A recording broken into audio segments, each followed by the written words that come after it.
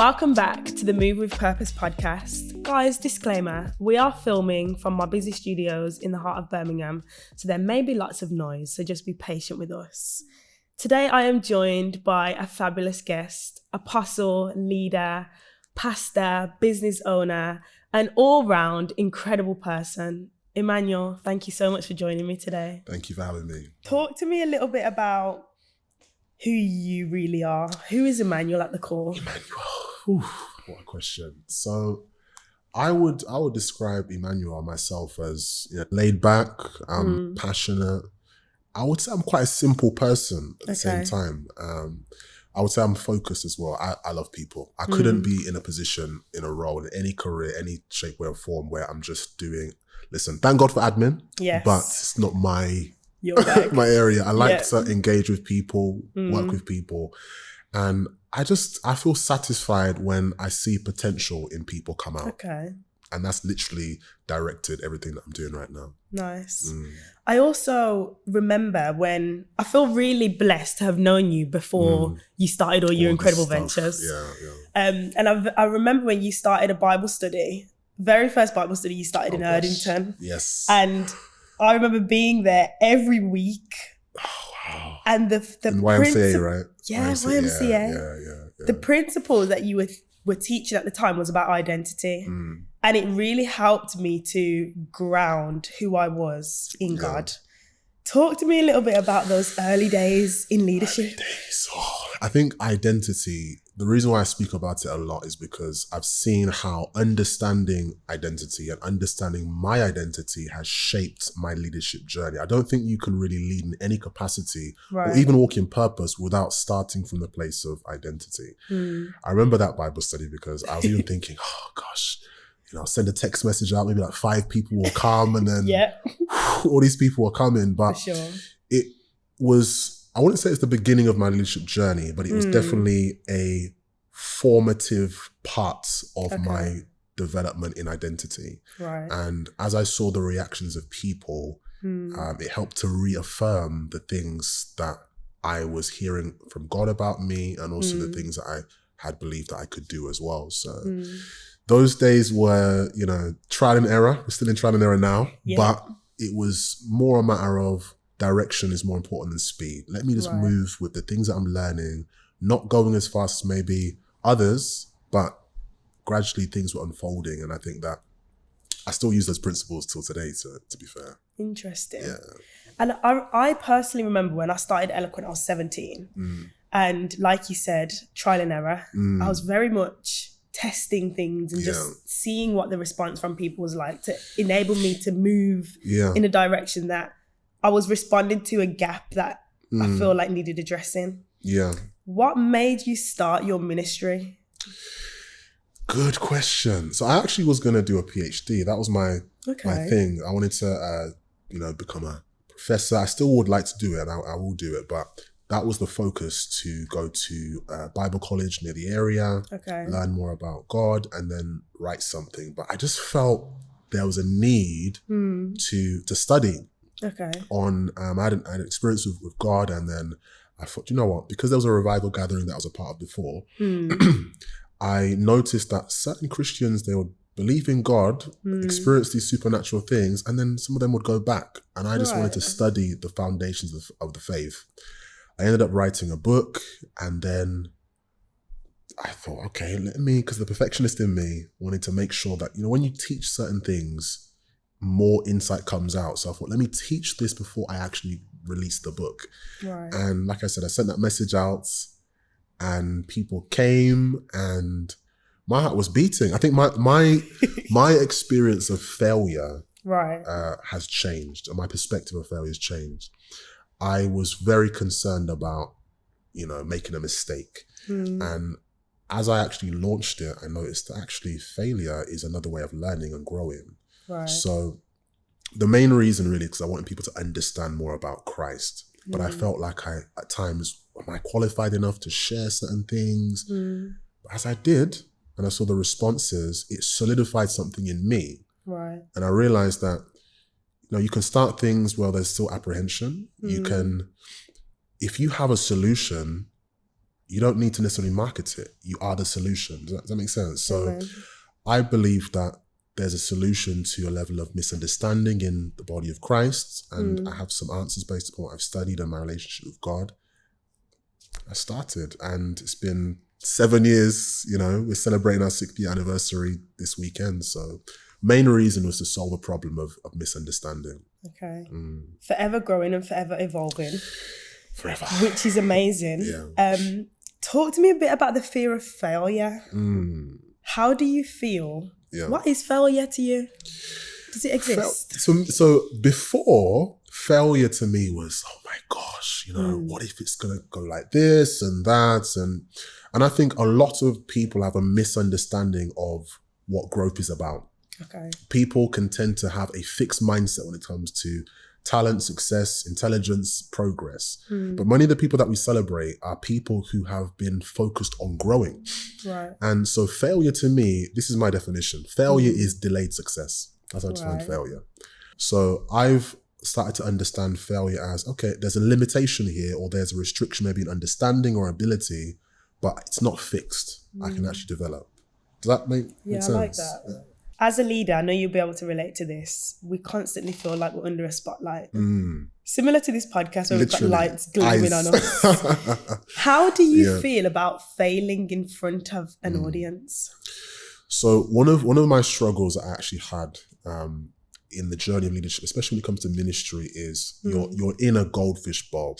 Everyone is watching you. They're assessing your behavior, your words, what you did say, what you didn't say. Yeah. And I found that I was at times preoccupied with other people's perception, and that actually was distracting me from the goal of being sincere. There's a power of you, and that's what comes back to identity. There's a power of actually being and bringing yourself to the table. No one is like me. No one's like you. And that's like our superpower. We can translate and relay information, abilities, or whatever it is that we're supposed to share through the unique channel of who we are. And what was happening is actually, it took me, in a way, losing myself to actually realize that this is not the right focus. Wow. I remember when I went through a difficult time. I lost my parents, and I stopped ministering for a period of time. And during this time, I saw one of the people who was delegated to lead and speak on to take over. And I started to feel a level of bit of jealousy. Really? Yeah. And I love the guy, he's a great guy. But I was thinking, what's this about here? And then as I prayed and reflected on it, I realized that because I've been functioning and performing, I was defining my identity based upon my performance. Right. And I'm more than my function and my ability. Who I am is not based upon, or my value is not based upon just what I do. It's who I am. And this is really important, because when it comes to being in leadership, we're often assessed based upon our performance, but God doesn't see us that way. He bases our significance not on our performance first, but what he's done for us. Yes. So rather than me trying to achieve to gain significance, I've already received significance through what Christ has done for me, and I base my identity off that. Does that make sense? So I don't need to validation. And that's one of the things that is the temptation for our culture. It's a performance-driven culture. Yes. Likes, blue ticks, all these things. Followings, numbers. And again, that's a fixed mindset. You measure so much from so little. But for me, existing, may sound strange to people, but me being here, I'm already successful because I'm bringing myself to the table. And that reduced a lot of anxiety. Even though I was in a position of leadership, I still carried a level of anxiety because I was preoccupied with whether I measured up. Yes. Rather than focusing on actually who am I and what's the basis of my value. I remember when I was leading a group of young girls in a dance class and my dad walked in. Okay. He usually pops up when I'm teaching because he knows where he can find me. Yeah.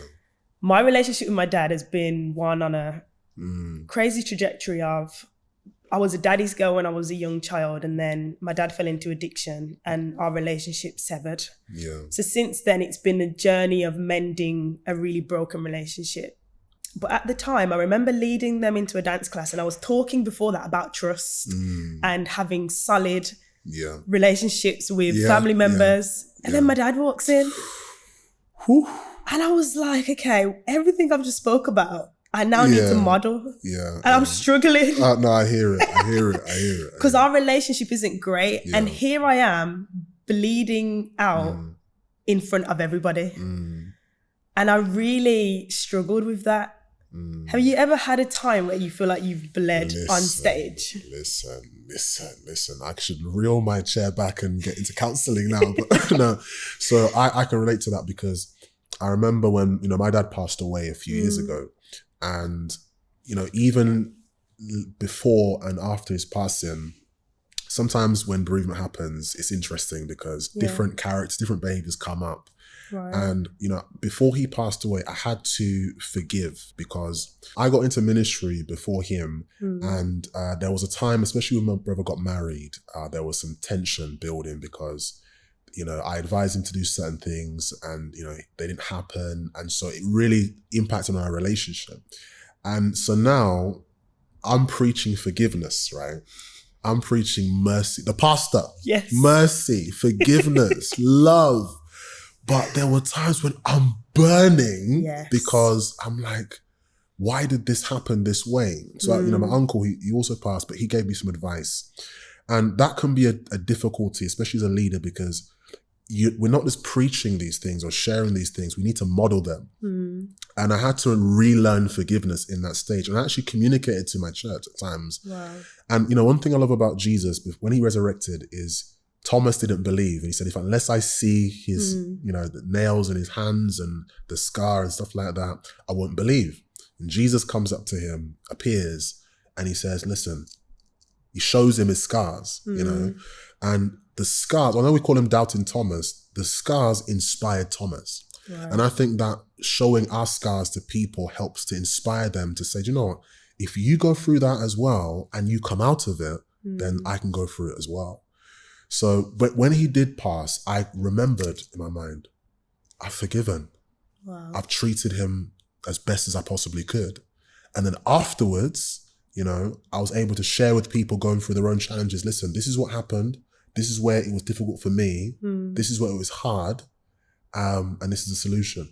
And I think that they were even more blessed by me sharing my process than me giving them the answer. People need a pattern, and that's what I believe foreigners are about. Leaders are foreigners in a way because they're showing a course that other people are expected to follow as well. So, wow. I want to talk a little bit about handling grief. You mentioned about losing your dad, and obviously I'm aware that when we lost Marcel, who was a great friend of yours, brother. Yeah. You had to navigate that personally, but also he was a member of your church as well. All of your church members were experiencing that grief. Yeah. Have you ever been in a situation where you've been angry with God? Yeah, there was, so I wouldn't say I was angry with God during the time of Marcel, but it was to answer people's beliefs about healing, because people were like, healing doesn't exist and this, that, and the other. And, I was thinking, if ever there was a time to prove that it exists, this would be the time. I preached this message recently based upon what I learned in that season. I felt like I was in prison. I felt like I was in a place where I couldn't move. I wanted to talk to God at times, but I was just frustrated, really frustrated. And I remember reading something that triggered me about Joseph, how he was in prison and it wasn't his fault. He was in a position where he was restricted, incarcerated. And what he was doing while he was in that season of his life was he was actually preaching. He was using his gifts. He was serving people. And I thought, okay, this is the last thing that I want to do. And like I said, I did take time off, but I thought, okay, let me encourage other people. And interesting enough, while I was doing that, I started to feel, when you're so annoyed and frustrated, you feel numb. Yeah. I started to feel, okay, these words that I'm saying to people are starting to do something to me. Yeah. And that helped. It didn't complete it, but that helped the journey of resolving things with God. I think it's hard for some people to acknowledge that sometimes we can be frustrated with the way God operates, cannot understand it. But as I've grown, I've realized that, okay, your ways are higher than mine. But even though I don't understand everything, I still trust that you are working things in my best interests. So, yeah. I shared something with my team once about forgiveness whilst I was going through this forgiveness procedure with my dad. Yeah. And similar to what you said, because I was sharing about it, it almost forced me to really action it. Yeah. I'm this person that I feel like I can't talk about things I'm not actively doing or have actively experienced, because I feel like a bit of a hypocrite. So in the midst of talking about forgiveness and saying to people, if you have better relationships with your fathers, especially women, it will inform and allow you to be better in your relationship with your partner. Yeah. All whilst I was having this head-to-head moment with my dad. But what I had realised is that because of my resentment towards him, it was spilling out in my courtship. Yeah. And I didn't realise it. The resentment and the unforgiveness I had for him, I was projecting on to my fiance at the time, who's now my husband, and he did nothing wrong. Yeah. And I feel like as women, as people, as church leaders, sometimes we can take our own personal experiences that we haven't yet healed from and bring them in to new relationships. Absolutely. To our own detriment. Is there ever a time where you've carried something similar? How many hands I don't know. I think, starting this church was an interesting journey, because although, the Lord was clearly, there was evidence of what God was doing, my trust levels were low. Wow. Because I had been injured from experiences within the church before. So I'm leading people, but my trust levels are kind of low, because although, yes, I love them, I've been hurt. Have you ever felt pressured to be married, to have a family, to have kids? Oh, if I shout, they'll say that I'm crazy today. The thing is that one thing I'm grateful for is my family, because I've never, and I can say this, my mom, my brothers, they're just so, she's healthy and good traditions of our culture, but she's a very kingdom woman. So I've never had this thing of like, you need to be married or anything like that. It's the culture. Something that me and Omar did when we were engaged was, for one, we were celibate, yes, but towards the end of our celibacy, we were getting ready to be married. Yeah. And we prepared to unravel all of the things you're taught to do when you're not married. So for one, our first one was you can't have sex when you're married. Right. So that's something we decided we're going to be celibate. But months leading up to the wedding, I was like, we have to unravel this so that we can have a great sex life. Yeah. If we keep this idea of we have to stay far away from each other, and then the moment you're married, oh my gosh, shackles off, let's go. Yeah. How does someone jump to that? Yeah. We had to deal with that months before we got married so that we could move into our marriage wholefully, if that makes sense. Absolutely. And enjoy a wholesome marriage. Yeah. So one thing we did was, for one, we had marriage counselling, which was everything, but we started to unpick sexual desires very early on, so that we kind of bring ourselves out of this mindset of don't have sex. Yeah. You kind of then have to lean into when you have sex, what does that look like? Yeah. Talk to me a little bit about your idea on that. Do you value celibacy? Is it something you practice? Well, absolutely. That's the first thing. Absolutely. I think that there's a connection between your consecration and the level of energy you have. You need to understand that God is not the enemy of pleasure. God is the creator of pleasure. And being a single Christian man, I'm not oblivious to the fact that I have a sex drive. Absolutely. In actual fact, I'm like Holy Ghost, Well, when I get married, when I get married and all the rest of it. It's going on. But before I lived this lifestyle, I was sexually active. So I know what it's like. My experience of sex initially wasn't the best. I gave my virginity away in a way that I wasn't really too proud of. So my desire was, as I grow in my Christian journey, that I will be able to pursue holiness. I think that we need to have conversations that are just not around, don't do this. Like, what is sex? I like that. What is it? we have been educated more by pornography, more by, I played football, so it was the changing rooms, you know, I've got questions and queries about the sex education in our schools at the moment, but we need to have conversations, as Christians especially, to understand, okay, what's your sex drive like? Have it in a safe environment with the right people. Yeah. What were your expectations? What are your fears? We have different systems in our community, and one of them is to talk about topics like sex and contraception and things like that. And also ask anything, ask real questions and facilitate. And that's why I think stories are important. Yes. You know? One thing I do quite frequently, particularly in the space that I create for women especially, is I allow them to let go. So for example, if I'm doing a particular dance class, I allow young women especially to twerk here.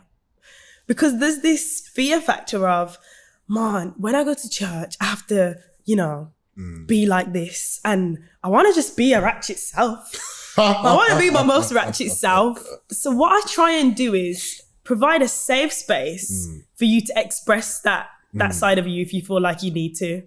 Because that element of you, your husband might enjoy it, girl. And it's giving that space where people don't feel like they have to be so pretty and, you know, reserved. No, let's have those conversations. If that's an element of you that you enjoy, let's create a safe space for you to exuberate that in a way that you don't feel you're being judged. There is a rigidity that is within the church on the areas of sex because, again, no one wants to come across like they are, I'll just say it, like a hoe or whatever. Yeah. So the problem with that is there's elements of the humanity in Christians that are not being expressed within the right biblical frameworks. So you mentioned about allowing the girls to dance in a certain way. Yeah. But you have a framework. You're not saying just do that so that you can just do whatever. There's a framework which you are, in essence, giving it context. This will be good for your husband. This will be good for your partner. Yes. This is an element to you or of you that will be seen or reserved for this person. Amen. Don't just be using it for anyhow, because that's where lust can cause other people to sin. But we're in a culture now that is sex orientated. Sex sells. Sex is a package. It's a commodity. Yeah. I was going to say, how do you navigate dance and the expression of dance? Obviously, African dance, Caribbean dance, with the cultural, because African and Caribbean is expressive, different parts of the body. How do you navigate that with promoting holiness, but also, like you said, the safety of, we want you to be able to express art, right? Express art without sexualizing yourself. How do you navigate that? It's so challenging. Yeah. And something that I was talking to Monique Thomas about this, I've struggled with for a very long time, particularly as a dancer choreographer who is in love with God and loves to worship. But also for my job, I don't rarely get worship songs. If I'm working with an artist or choreographing for a show, they are rarely gospel music. So I have to find this fine line between being true to myself and my core values whilst being brilliant at my job and being a great movement director and choreographer. And it's so hard. I'm forever struggling. And I remember I had to do a heels dance one time and I showed the video to my husband and I said, I want to put this out, but I'm scared. And he watched it and he was like, yeah, that's bad. Put it out. Omar's not from a church background, so sometimes he doesn't quite understand. But I said, the backlash I feel like I'm going to get is going to be a lot. But he said, in whose ideal world, man? You posting that video, do you feel like you're over-sexualizing yourself or are you sharing your art? There's a few jobs that have come across my desk that I've had to say no to and I've cried about it. Really? Yeah. What was the because no? It's something I would have loved to do for my own personal goals, but the movement of it, I would have been really uncomfortable with. Yeah. So for example, if it's a job where I'm required to twerk or wear a certain attire, I'll say no. But that's just my personal preference because of my core values, being rooted in Christ. But at the same time, I'm like, looks so fun, man. Oh my gosh, this is what I've trained to do. Right. So I would say it's a constant battle of finding that fine line and getting on my knees and talking to my Father and saying, is this right for me in this season?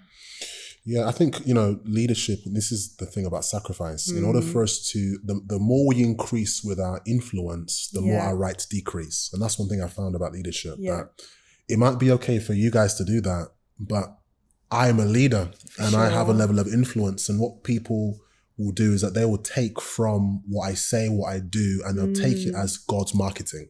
Yes, I like we are God's PR. And that's why it shouldn't, that we have to be in controversial scenarios in the sense that if we're not going to mentor and support people in the community like you're doing, who's going to mentor them? Who's going to support them? There are people who are in this community who need leadership and guidance, and they may come in hot pants. They may come in with weed in their hands. Absolutely. So we need to be able to catch the fish before we skin them. If you try and skin a fish before you catch it, it's dangerous. So I think we're going to be in controversial scenarios, but like you said, holding to those values and showing that we can be with the community, but also distinct so that they can have a window to show there's a better way. How do we coach young adults and young people to be rooted in their identity whilst navigating the commodities of the world? It's a good question. I think, as you said, you mentioned you work with, 16-year-old girls particularly, and you would know better than me at that age. There's a lot of precious competitions, body shape, this, that. TikTok is literally like, everyone's got a microphone now, so it's understandable that they may do certain things at that age because they may feel that they're strong in their identity. But the reality of it is that when I think of myself 34 now, when I was 16, I didn't know. And, a lot of them, it's not to patronize any of them, but most of them are not really sure of who they are. And I think that working with them, meeting them where they are is great. And I think that's great what you're doing, because we meet them where they are, don't condemn them, and offer alternatives. I think identity is interesting because it has at least 3 elements. There's belonging, and that's a key thing that I think you're doing, bringing belonging. You belong. Even though, yes, we don't agree on certain things that you're doing, you belong here. And your value goes beyond your performance. We're in a culture whereby if you're not good in school, if you don't do this and that, you're not accepted. So I think belonging. The other element is competence. So how can you channel these giftings and abilities for something productive? And then also values. So what are your current values right now? What is motivating you to do these particular things, whether it be the dance moves or wear these clothes? What are the values? And I think when you start to understand people's values, it really helps to understand them. Some people, the value is success. Okay, well, let's look at success. Success may be if I do a twerk, right, and I get 2 million views, I am lit, or whatever it is. I sound like an old man, I'm not, but whatever it is. So that's success. And, what we can do is start to look at these definitions, because definitions affect dynamics. What you have as a definition will affect how you behave. Right. So, okay, what does success look like? Is that success? And then we start to reintroduce different definitions. It gets people thinking. And thank God for our faith. We can look at success from a kingdom biblical perspective. What is it going to profit you to gain all of this? Lose your soul, So introducing these things can be direct, it can be subtle, but most importantly, we're modeling it. And I think that, you modeling your values, even the sacrifice of what you are, gigs or whatever it is that you're taking or not taking, creates, and again, it's that foreign, that creates that place, that roots. And I've been thinking, hold on a minute, Romanah is actually successful businesswoman. She's married, got a husband. She's doing different things. She ain't doing all that stuff. So they've got a working definition, because a lot of people, especially in our culture now, young adults, they have these words, but they haven't seen them modeled out. We know the word love, but we haven't seen a healthy definition of love. We've seen success, but we haven't seen a healthy a definition of success. Okay, success means that you have to elbow everybody before you get to the top. That's what many people think it is. Yeah. But if we can model these definitions and say, actually, do you know what? This is what it looks like in practice. These are some of the mistakes that you can make. They would review and think, actually, maybe I can be successful. Or maybe this isn't success at all. Yeah. Maybe I can be successful without having to do this, that, and the other, and still be free in my identity and expressing myself. Because even freedom, needs to have a level of a boundary. Because if you have an ocean, a dam, if you don't put a boundary, it's gonna the water's gonna go all over the place. So hope that makes sense. I want to move a little bit on to talking about managing a team. Teams, yes. And delegating and the power of having a great team. I know I wouldn't be sat here without my amazing team. Yeah. From the people that do the behind the scenes admin work to those people who are more hands-on and practical, make things happen. I'm a visionary. Yeah. Yes. Yeah. And I'm not, I stress the small stuff, but I'm not good at the small stuff. Yeah. Where do you position yourself? Are you a visionary or do you delegate? Yeah. What does that look like? That's a good question. So I'm a visionary. I just see, I hear, this is an idea, this, that, and the other. And leadership. I've found that over these years, from what I've learned and what I've been taught, I've found an effective ways and principles to build up people and release them. The small stuff is stress for me. So, oh my gosh. I see a project and someone's asking me, well, what time does it start? Whoa. Time. Let's focus on the bigger picture. Yes. So I've had to be in that position. Again, I carry different hats. So, leading a church, businesses, property, social care, supported living. Mm-hmm. And I found that in order to focus on what I'm actually supposed to be doing, I need to empower somebody else. And in my earlier stages of leadership, I found, as much as I thought I was good at delegating, seeing some of the frustrations of some of my team members, I realized, okay, there's still an area of releasing of power, and delegation is about releasing power, and releasing power actually empowers me, interesting enough, because what it does mean is there's a space created for someone to exert their own influence in an area. And I would say I'm visionary, and I have to continually, with vision, you've got to do two elements. You need to spend 50% casting vision. Yeah. And 50% defending vision. Yeah. So, but a part of defending vision is actually delegating, because it protects the vision from stagnating, because more work, more effort, more things can be done because you translated or transferred power. Yeah. I'm a passionate visionary. Sometimes I wouldn't say I dream too big, but I dream big enough so that it scares me. Yeah. I'm all about vision boards. So if I want to achieve something, I have to see it visually. I put it on my vision board. I pray over it. And then most importantly, I ask God that if I should adapt it, lead me to do it. Right. Because sometimes we create this massive vision and then we become almost prisoners to our own vision. I said I was going to achieve this by this day, and then we don't. But because I'm such a massive visionary, sometimes I miss details. Right. And as a business owner, I've had to really learn that I need people where I'm weak. Absolutely. Don't bring me somebody else that's really passionate about vision. Yeah. I don't need that. Yeah. I need people who stress the small stuff, who are really good at admin, where I'm potentially miss emails. Yeah. And this process has been really difficult for me because sometimes I've brought in the wrong people. I found it really hard to trust. Particularly as somebody that's people often view has it all together. Right. I get comments about that a lot. Yeah. It really annoys me. People think you have it all together. Yeah. Okay. You've got a husband, you've got a baby now. Gosh, the business is booming. Oh my gosh, nice car. Yeah. And people automatically assume that your life is absolutely put together. Yeah. And this is another reason why I think I launched this podcast, because I wanted people to see that it may look like everything is grand, but none of us have it all together. Do you believe there's such thing as having it all together? The thing is that there's an illusion that everything is perfect. There's something that God promises us, which is peace, or, called shalom, wholeness, well-being. You can have drama happening around you, but you can still have a sense of well-being spiritually, emotionally, physically. And again, it goes back to this thing of how people have fixed mindsets, where we view success as, I've got this, I've got this, I've got this, I've got this. And it's the rat race of, right, let's just all get that. Because when you get it, it's fantastic. And, you have it for like a week and 2 weeks, and the honeymoon period, whatever it is, it wears off. So this is why one of the greatest gifts that we can give people is a level of vulnerability, because we help people to see that contentment can't be in just the things that you have or don't have.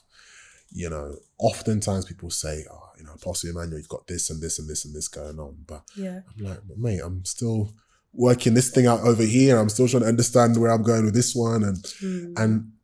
And that, to me, is a part of the human experience. We forever, or while we're on earth, are going to have challenges and difficulties, but we can still have well-being. Right. We can still have contentment. So I don't view success as just a destination that I reach, rather than a decision that I make. I'm successful because I am content in who I am. I'm functioning in what I can do. And I love God and God loves me. That's the level of contentment that I define success by. So that's how I see it. I think that if you see it as everything is always perfect, that's not how seasons are in life. We have 4 seasons because we have change. Yeah. And in each season, there is a level of growth expected. I believe that God deliberately didn't want it to be sunny all the time. And that's difficult for me because I love, I just come from Jamaica, suffering for Christ in Jamaica. But the thing is there's different things that happen in different seasons. So there's actually a purpose for challenge. Okay. Even in a season of abundance, even a wicked man can seem, generous. Yeah. But when you have little, it reveals characteristics in you. So I think that having a realistic view of the different stages and different experiences in life helps us to know that success is not just this static thing, or if we have marriage and cars and things like that. So I don't think you'll fully cure it because of limited understanding across our world. But I think that we can promote that, listen, I have these things, but there's always going to be things that may be a challenge in my life. You mentioned wellness. How do you embed wellness into the rhythm of your life? Good question. So pace, for me, my week has to have a day where I'm just resting. So as I was saying to you earlier, I invested in a massage chair, just to help me loosen up and whatnot. But I think it's something that I have practiced more recently, because I've burnt out before. I've had a time whereby I've just done and just stopped. And I've learned that if I can consistently practice things like rest, practice things like self-care, what will happen is that I can be more effective for a longer period of time. Right. And I can have gradual or incremental productivity. So every Monday's my off day. It's me day. Yeah. So chill out. I go to the gym 3 days a week. I pay my personal trainer to abuse me. I don't even know I'm paying this man, to be honest with you. But, it's helping me. Good diet, things like just, looking after myself is such an important thing. Resting is something that I just think is so important. Like actually sleeping is so important because it actually heals the body. Yeah, it really does. So I try and get as much rest as I can, and fun. Like I play football, go to the cinema, and I've learned that I can be free but not available. Right. So, I like that. Yeah, I'm free. I've got some free time, but that doesn't mean I'm available for everybody. Everyone love, but I don't owe everyone access. Wow. Because in this leadership journey, in life journey, just like Jesus was walking, and there were people that were touching him. And that's like ministry. Everyone, leadership, people are touching you. People are coming for something. Everyone wants a piece of the pie, They want to touch, and they may be sincere, but Jesus consistently spent time with the Lord. He withdrew himself, and I believe that was an example of self-care. Yeah. He didn't allow the cause to sabotage him looking after himself, and that's what I do. We spoke about this earlier on this year. Yeah. We were having a conversation and I was mentioning to you I was approaching a burnout. And that's the very thing you said to me. You can be free but not available. And before you said it, it wasn't a part of something I put into my rhythm of life. Yeah. I was always available to people to the point where all hours people would be messaging me with their issues and problems, and I'd feel compelled to respond because, you know, I want to help and I love people. Yeah. And I realized I was doing it to the detriment of myself. My husband said to me one day, when you come home, I get the crumbs of you. And I was so broken by that. Yeah. Yeah. Because I realized that I gave everybody the fullest version of myself. Yeah. Then when I got home, my family got the crumbs. And it gave me a massive revelation to how I wanted to move in a new rhythm. Absolutely. As a new mom and an entrepreneur, my family will never get the crumbs again. What you said, that conviction is something that we all have to have, because I've had that experience where my family don't get the experience of me, the best experience, or you know, I'm snappy, I'm just you know, frustrated. Why am I frustrated? I'm helping all these people, and then a family member will say something and I'm just like this. It's because of a disproportionate allocation of myself. You know, we need to, the best gift I can give to people is the best version of myself. So I'm my priority. I have to look after myself. I have a responsibility for self-care for myself and the people around me to look after myself. Leadership starts with leading you. Yes. And I found that it's always easy to tell other people to do things. But I found, okay, can I lead myself to prayer? Can I actually put my phone on Do Not Disturb? If you call me, my phone is on Do Not Disturb.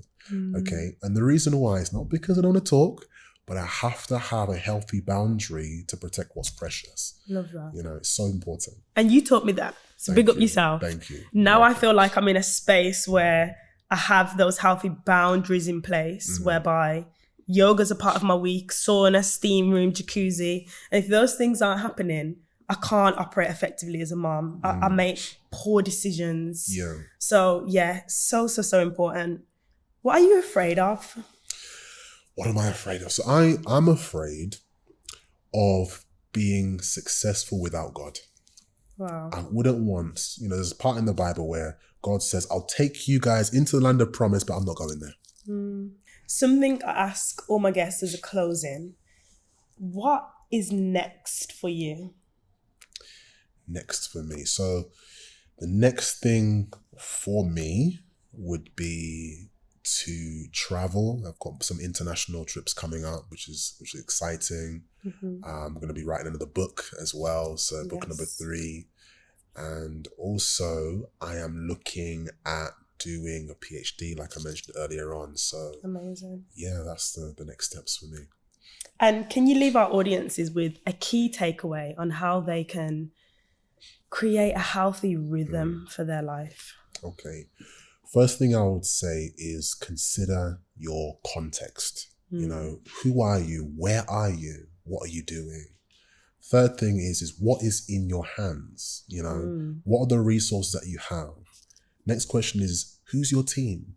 Who can be a fence or a pillar around you to steward the things that God has given you? Yeah. And lastly is direction is more important than speed. Everything that you're doing, as long as you're going in the right direction, what you can then do is set a list of priorities. What gear will you put the things that you're doing? Gear 1 for the top priority, gear 5 for the top priority, and gear 1 for those who are less important. And you can work around that with a good mentor as well. Emmanuel, thank you so much. You're welcome. Loved every second of having you on. You're welcome. And I can't wait to see what you do next. Thank you.